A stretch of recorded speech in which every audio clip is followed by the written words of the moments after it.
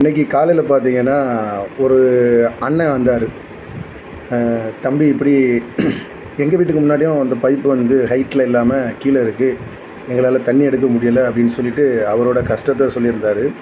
நான் அப்போ சொல்லியிருந்தேன், உங்களுக்குன்னு ஒரு கவுன்சிலர் இருப்பாங்க, அவங்கக்கிட்ட நீங்கள் சொன்னீங்களான்னு கேட்டேன்.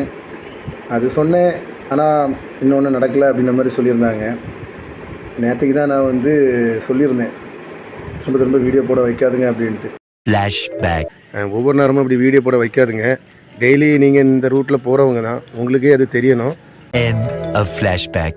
மக்கள் வந்து என்னை நம்பி என்கிட்ட வந்து சொல்கிறாங்க, நிறைய பேர்ட்டையும் சொல்லியிருக்கிறாங்க, ஆனால் நடக்கலை. இதை நீங்கள் கண்டிப்பாக பார்ப்பீங்கன்னு நினைக்கிறேன். பஞ்சாயத்து சார்ந்தவங்க யாராவது ஒருத்தராது இது எப்படின்னு கண்டிப்பாக பார்ப்பீங்க. கொஞ்சம் அது என்னன்னு பாருங்கள், சரியா? நான் வந்து என் தெருவு சார்ந்து நான் என்னெல்லாம் பாதிக்கப்பட்டிருக்கணும், அதுதான் இவ்வளோ நாளாக நான் ஒரு வீடியோ போட்டு அதை சார்ட் அவுட்டும் பண்ணிட்டேன். அதுக்கான தீர்வும் நான் வாங்கியிருக்கேன், கிடச்சிருக்கேன் எனக்கு. பாதிக்கப்பட்ட இடம் பார்த்தீங்கன்னா, தெற்கு தமிழ் பஞ்சாயத்து ஐயோபி தெருவில் இருந்து ஆர்சி கிறிஸ்டினுக்குள்ளே கல்ற இருக்குது. அந்த ஏரியாவுக்குள்ளே தான் அந்த அண்ணன் சொன்னது உண்மைதானா அப்படிங்கிறத வந்து வெரிஃபை பண்ணுறதுக்காண்டி அந்த தெருவுக்குள்ளே அந்த ஏரியாவுக்குள்ளே போயிருந்தேன். அண்ணன் சொன்னது உண்மை தான். அந்த பைப்பை பார்த்திங்கன்னா வந்து கீழே தான் இருந்துச்சு. குடத்தை நேராக வச்சு கூட பிடிக்க முடியாது, குனிஞ்சிருந்து பிடிச்சா கூட முக்கால் குடம் தண்ணி தான் அதில் வருது.